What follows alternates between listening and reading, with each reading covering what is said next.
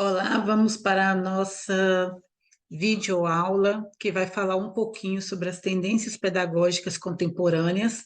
Esse é o assunto da nossa aula, né? O meu nome é Rose Jardim, sou professora e tenho trazido aí vários conteúdos de estudo para vocês. Espero que estejam gostando, porque a intenção da videoaula é deixar o conteúdo de forma mais leve, uma vez que são conteúdos bastante extensos. Então, nós vamos conversar um pouquinho, né, nesse momento, sobre as tendências pedagógicas contemporâneas. Que tendências são essas? Né? Qual o significado de cada uma delas?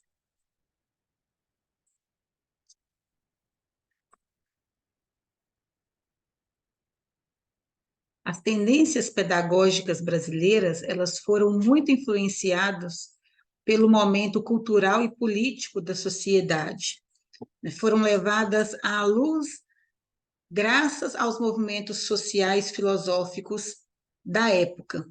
Então, essas formaram as práticas pedagógicas do nosso país. Então, a gente consegue perceber que a influência, né, ela foi bastante em relação ao movimento cultural e político da sociedade.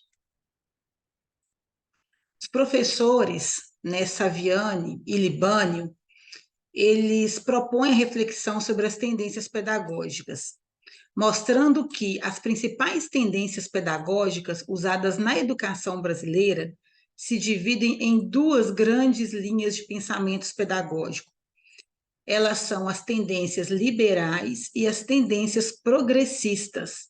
E dentro dessas tendências, nós vamos, então, agora conhecer, né, quais são todas as tendências pedagógicas dentro dessas duas grandes linhas de reflexão, né, desses dois professores, tanto Savani quanto Libânio. Aqui, para ficar um pouquinho mais claro, né, eu trouxe aí uma estrutura para facilitar melhor os estudos. Né? Nós temos aqui a tendência pedagógica, né, são as tendências pedagógicas brasileiras, se dividindo aí nas tendências liberais e nas tendências progressistas, e cada uma delas se divide em mais três ou quatro tendências. As tendências liberais, elas se dividem na tendência tradicional, renovada progressista, renovadora não diretiva, que é a escola nova, e a tecnicista.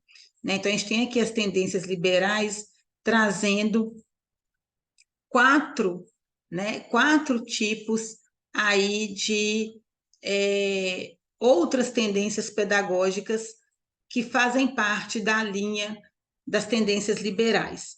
E fazendo parte da linha das tendências progressistas, nós temos, então, a tendência libertadora, a libertária e a crítico social dos conteúdos, né? Ou também conhecida como histórico-crítica.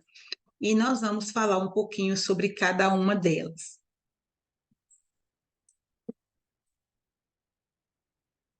Quando a gente pensa, né, na sala de aula e quando a gente pensa na carreira do professor, é, é bastante interessante e oportuno que os professores estudem e se apropriem dessas tendências.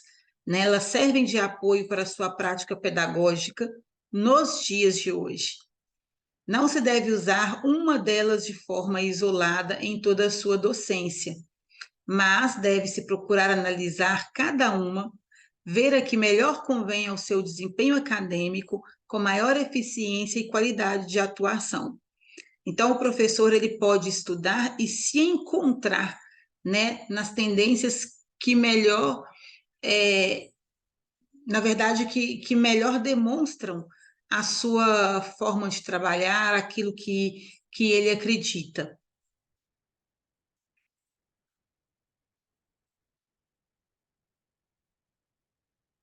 Continuando, De acordo com cada nova situação que surge, usa-se a tendência mais adequada.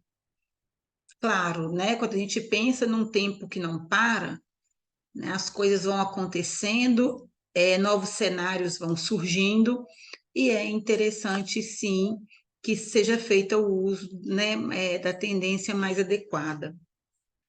Observa-se que hoje, na prática docente,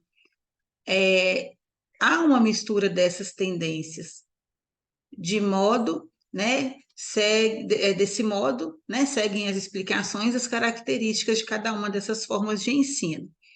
Porém, ao analisá-las, deve-se ter em mente que cada uma tendência não substitui totalmente a anterior, mas ambas conviveram e convivem com a prática escolar.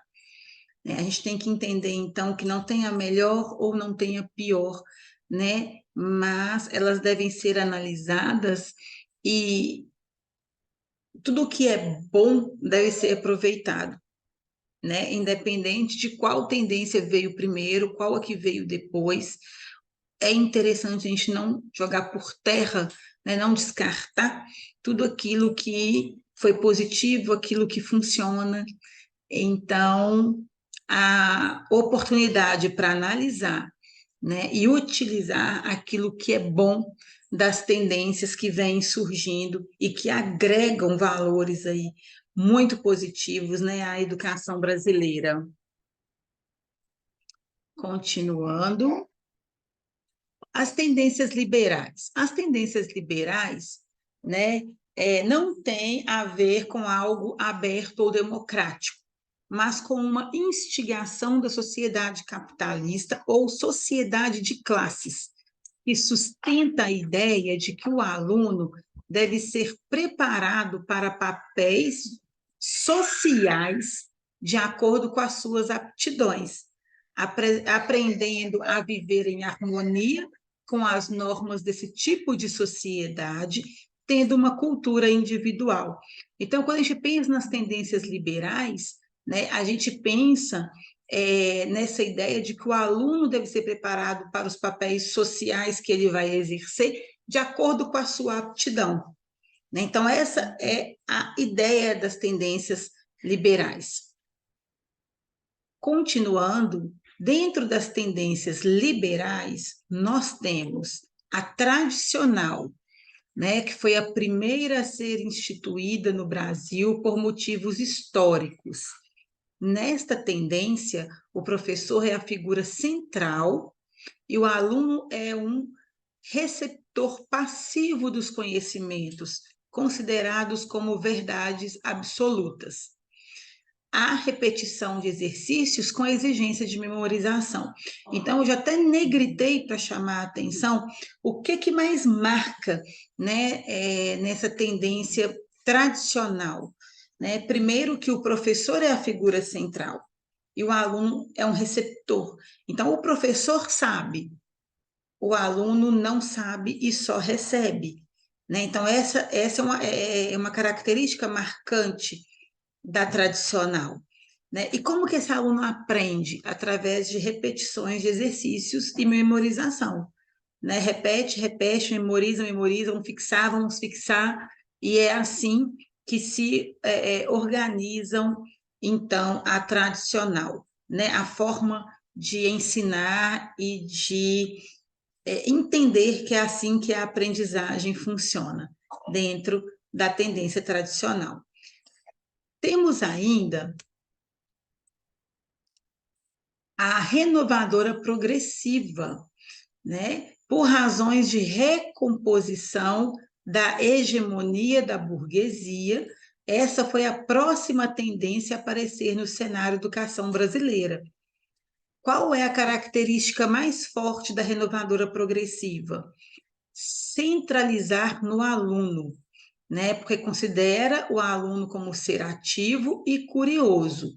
Então, caracteriza-se por centralizar no aluno, dispõe da ideia que ele só irá aprender fazendo, então o aluno aprende se ele praticar, né? Valorizam-se as tentativas experimentais, a pesquisa, a descoberta, o estudo do meio natural e social, né? E traz que aprender se torna uma atividade de descoberta, é uma autoaprendizagem.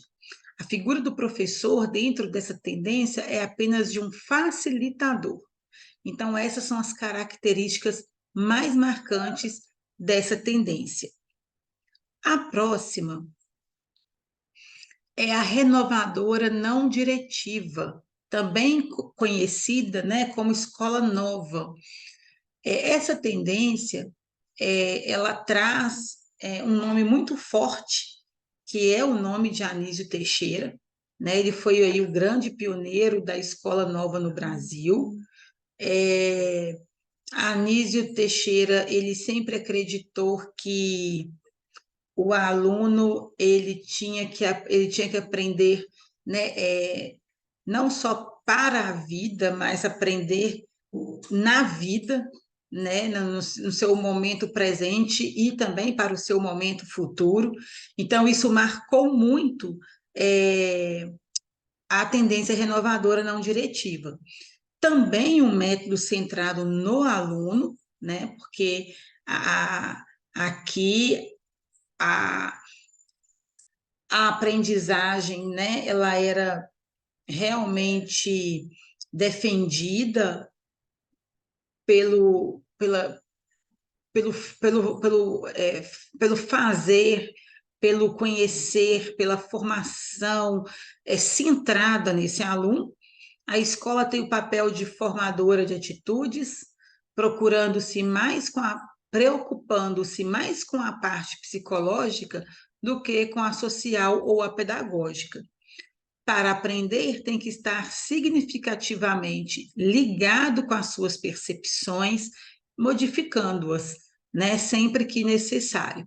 Então, é a característica aí da escola nova. E nós temos também ainda, né, a tendência tecnicista. Skinner foi o expoente principal dessa corrente psicológica, né, também conhecida como behaviorista, né, é muito falado, muito conhecido. Nesse método de ensino, o aluno ele é visto como depositário passivo dos conhecimentos, né? Então lembra muito quando a gente volta lá na tradicional, né? Ele é passivo, ele é depositário, ele vai só receber, receber. E esse aluno, né, deve ser estimulado na mente através de associações.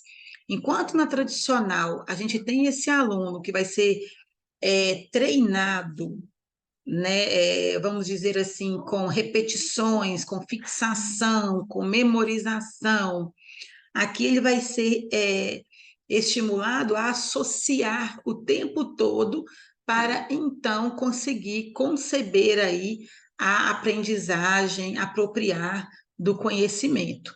Então, essa é a marca da tendência tecnicista. O professor é quem deposita os conhecimentos, né? Como estava falando agora há pouco, ele é visto como um especialista na aplicação, né, de manuais, aqui a gente ainda está falando da tecnicista, tá? Sendo sua prática extremamente controlada, articula-se diretamente com o sistema produtivo, com o objetivo de aperfeiçoar a ordem social vigente, que é o capitalismo, formando mão de obra especializada para o mercado de trabalho. Então, é só realmente aqui completando o que, né, eu estava explicando. Esse aluno, ele vai ser um depositário, o professor vai ser aquele que vai depositar os conhecimentos, ele vai associar o tempo todo para conseguir, né, aprender e se inteirar do conhecimento, e o objetivo maior é formar aí mão de obra especializada para o mercado de trabalho, né? Então, acredita-se nessa tendência com esse olhar, com esse objetivo. A segunda linha que nós temos, né, é as tendências progressistas, né? Quais são elas? Nós temos aí mais três tendências, né, dentro da linha das tendências progressistas. Partem de uma análise crítica das realidades sociais, sustentam implicitamente as finalidades sociopolíticas da educação e é uma tendência que não condiz com as ideias implantadas pelo capitalismo. O desenvolvimento e popularização da análise marxista na sociedade possibilitou o desenvolvimento da tendência progressista, que se ramifica em três correntes. Então, aqui nós vamos pensar, olha, a tendência progressista, né, ela se desenvolve de uma forma que ela não condiz, né, ela não compactua aí com as ideias implantadas pelo capitalismo.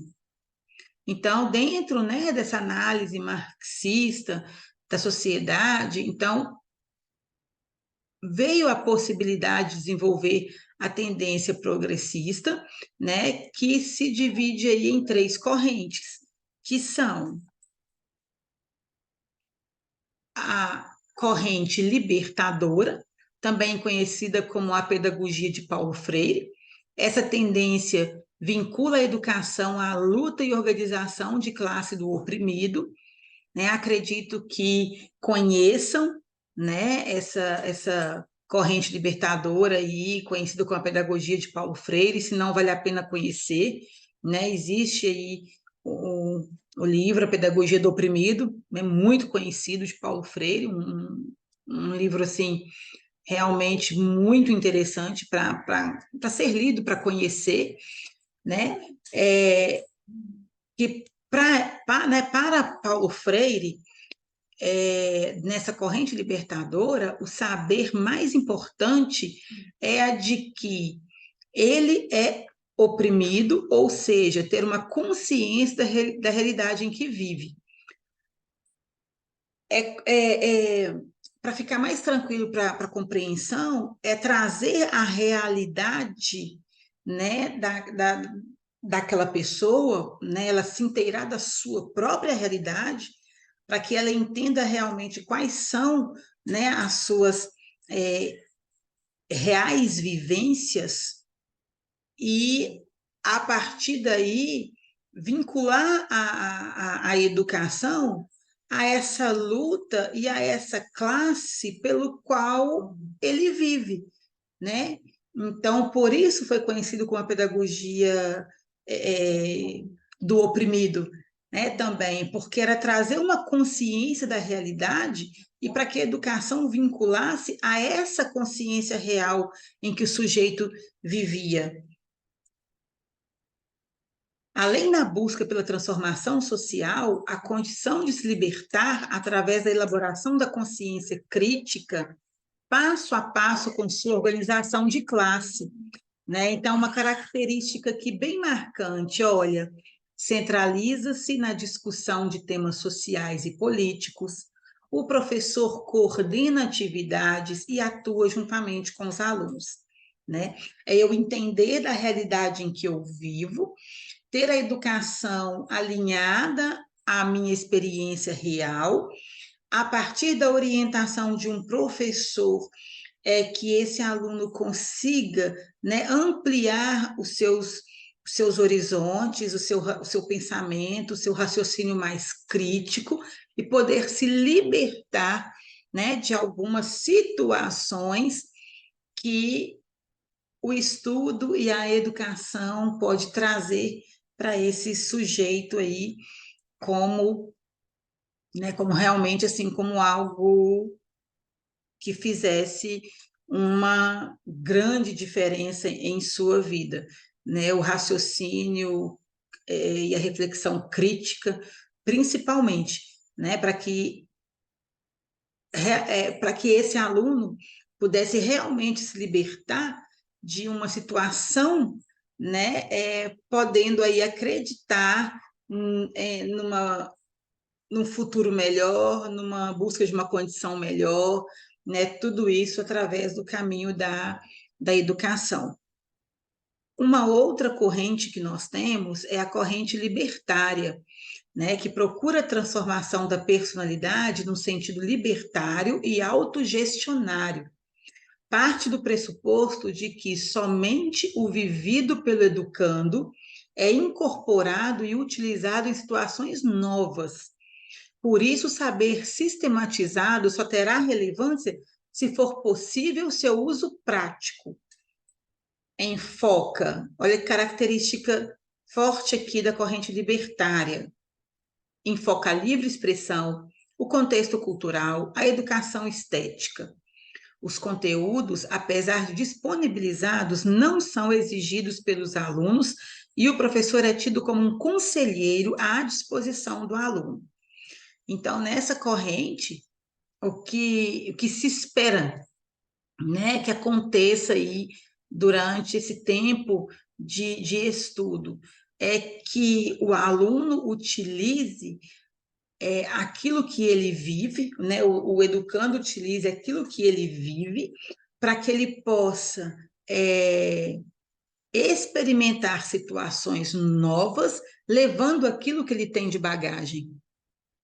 Então, acredita-se, né, através dessa corrente libertária, que essa forma de aprender, né, essa forma de buscar esse saber sistematizado, é, ele é possível porque ele acredita muito na prática, né, na prática dessa bagagem que o educando carrega consigo. Então, é uma característica forte aí da corrente libertária. E continuando, nós temos a terceira corrente, né, que é a crítico-social dos conteúdos ou histórico-crítica. Você vai encontrar aí com as duas nomenclaturas, mas né, que significa a mesma coisa, é uma tendência que apareceu no Brasil no fim dos anos 70, acentua, né, a prioridade de focar os conteúdos no seu confronto com as realidades sociais. É necessário enfatizar o conhecimento histórico. Então, é uma corrente que busca uma criticidade aí maior, né, em todos os elementos já vividos, né, durante o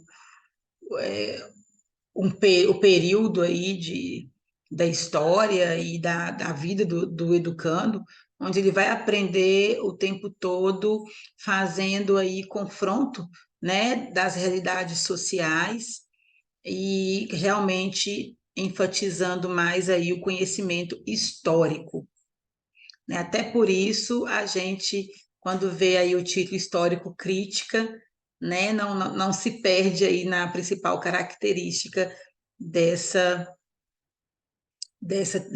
tendência, né, que é a terceira corrente. Prepara o aluno para o mundo adulto, com participação organizada e ativa na democratização da sociedade, por meio da aquisição de conteúdos e da socialização. É o mediador entre conteúdos e alunos. O ensino-aprendizagem tem como centro o aluno. Os conhecimentos são construídos pela experiência pessoal e subjetiva, né? Pela experiência pessoal e pelos confrontos dos fatos históricos, né? É mais fácil de compreender para poder lembrar aí a principal corrente, né? Uma das principais características dessa corrente crítica histórica que nós acabamos de ver. Então, né, nós falamos um pouquinho aí sobre as tendências pedagógicas contemporâneas. Vamos dar continuidade, né, a outros conteúdos e outros temas. Então, faça um bom aproveitamento desse estudo, anote, né, aquilo que é mais interessante, pesquise, né? Porque quanto mais a gente se aprofunda, melhor é. Eu vou ficando por enquanto por aqui com essa aula e te vejo numa próxima aula, né? Onde falaremos aí de mais conteúdos voltado para a educação brasileira. Muito obrigada aí pela sua companhia.